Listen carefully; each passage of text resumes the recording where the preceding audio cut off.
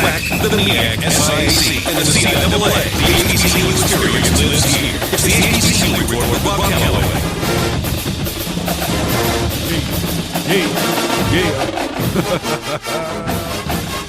This is the HBCU Report being heard via Spreaker.com. We are powered by SportsNewsandBrews.com, your official source for sports, black news, political news, and the latest on your favorite craft beers. Log on to SportsNewsandBrews.com right now.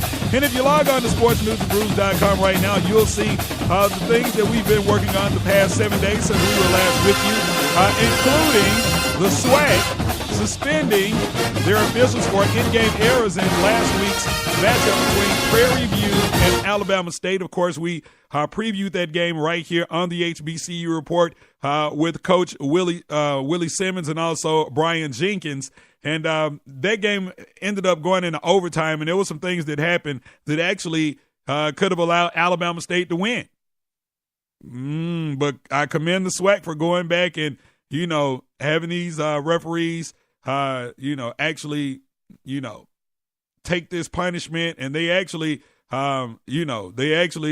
said, hey, it was our bad. We did this. It was our fault. So big shouts out to those officials. And again, that is up on sportsnewsandbrews.com, as well as a lot of things, the fallout from Donald Trump. And, the world is just crazy right now. I just feel like walking up to the world and just grabbing it by the crotch. No, I'm joking when I say that. Jokingly. All right, so because this is the fastest 45 minutes in sports talk radio, I got a jam-packed show for you. You're not going to be able to sit right here and go on my diatribe or my monologue or whatever you want to call it. Not going to be able to do that today. So we're going to just jump right into this thing. Coming up on today's show, James Spady, the head football coach of the Alabama A&M Bulldogs, is going to join us. They're in action today versus the University of Arkansas Pine Bluff. And Jay Walker of ESPN, he's been calling all of the ESPN 3 games for the network. He'll be calling today's matchup between the reigning HBCU national champion North Carolina A&T Aggies and the Bethune-Cookman Wildcats down in Daytona Beach. And so we're going to talk with Jay on the other side. And before we go to break, I'd just like to send condolences. It seems like every week when I open the show, talking about somebody dying. 2016 has just been the year of death. But send our condolences out to the family of Tommy Ford. You know him as Tommy Strong from The Martin Show. He died right here in Metro Atlanta, where this show originates from, earlier this week from a burst aneurysm in his abdomen. And so we just send condolences to his family. Also, I want to send a shout out and speedy recovery to my boy Rodney Perry, who had a stroke about 2 weeks ago, and I had no idea until I was listening to Big Mike, my former co-host Big Mike. You can check him out right here on Spreaker Monday, Wednesday, and Friday from 7 to 9, One Mike with Big Mike. And I heard Mike talking about our friend Rodney having a stroke and being out in Colorado and all of that stuff. And so I did talk to Rodney this week.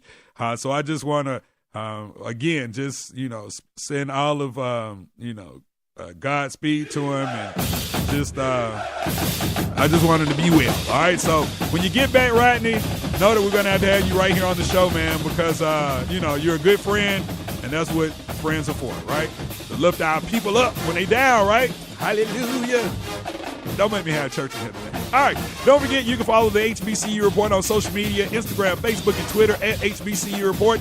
And we are powered by Sports News and Brews, your official source for sports, black news, political news, and the latest on your favorite craft beers. And Jay Walker of ESPN is up next right here on the HBCU Report. And we'll be right back after these words.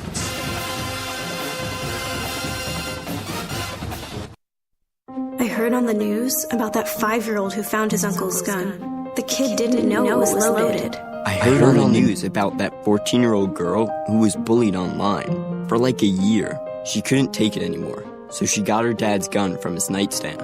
I heard on the news about that guy who broke into someone's house, stole a gun from the hall closet. He accidentally shot his cousin in the head. She killed herself. And later, killed the owner of the store he was trying to rob. If you own a gun, you have a full-time responsibility.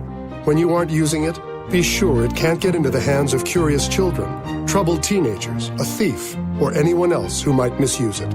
Your family, friends, and neighbors are all counting on you. Remember, always, lock it up.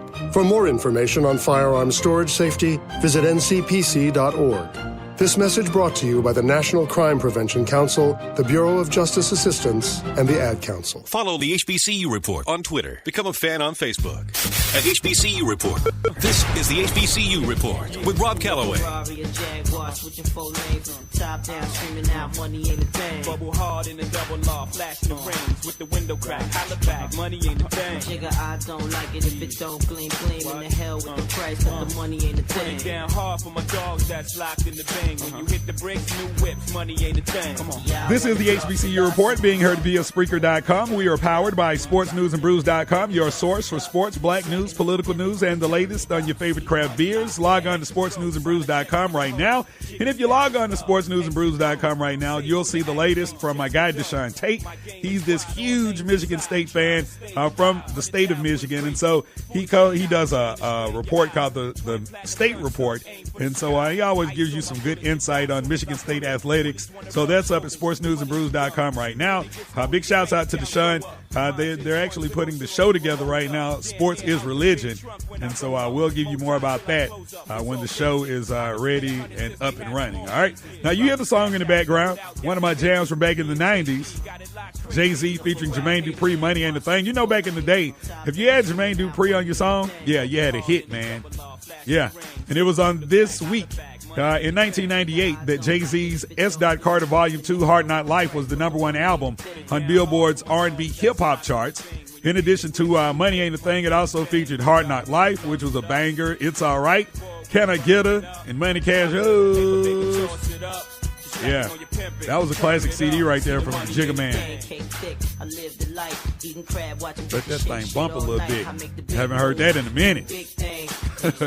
All right, so coming up today, 1 o'clock on ESPN 3, the reigning HBCU national champion North Carolina A&T Aggies take on the Bethune-Cookman Wildcats in Daytona Beach, Florida. And right now we're being joined by one of the voices that you'll hear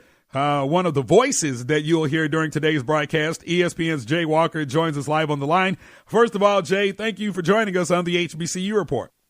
I appreciate your patience, and always good to talk a little HBCU. Absolutely. Now, you've actually lived the HBCU experience, for those that don't know, as an All-American standout quarterback at Howard. When ESPN came to you about covering HBCU football, was it sort of a no-brainer?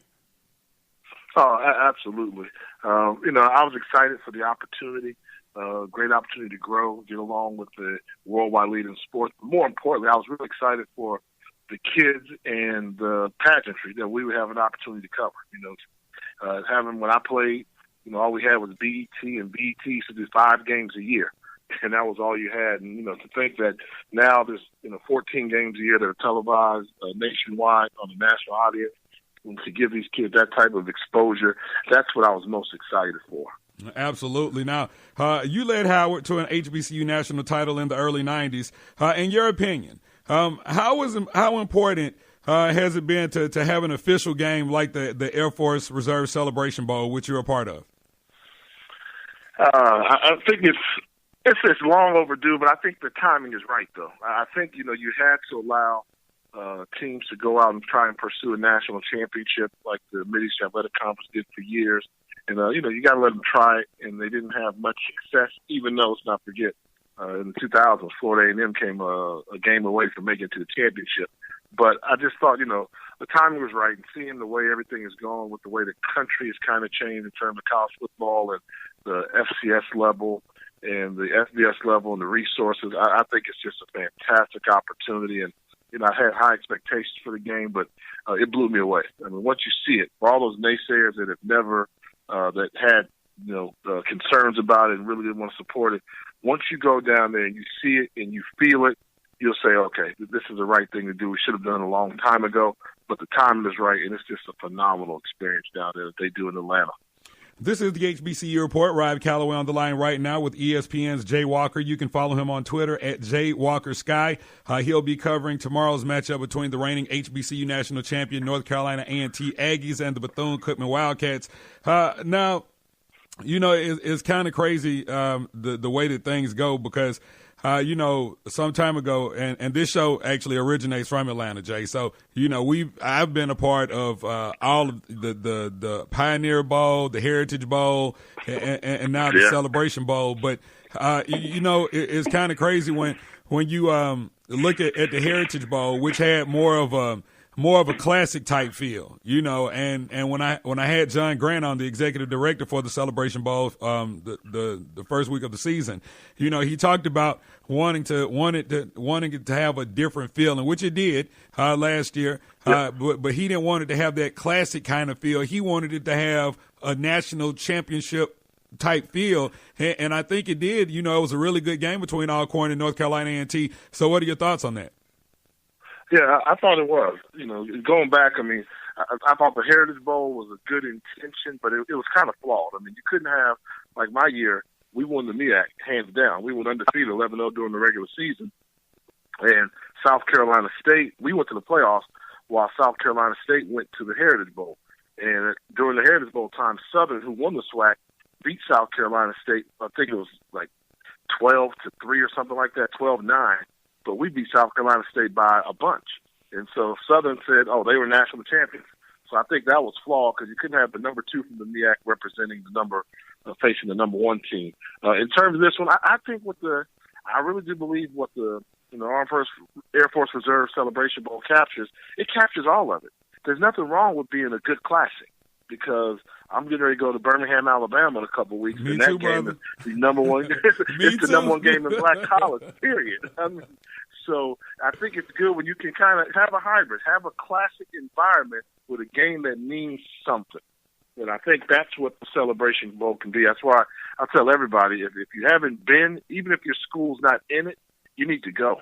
You need to go because it's electric in the Dome, and the city of Atlanta does a great job. They bring out Sports Center, comes out from ESPN, so there's a lot of things for you to do. And I really do believe that it's going to turn into that type of classic atmosphere with a game with a much higher magnitude.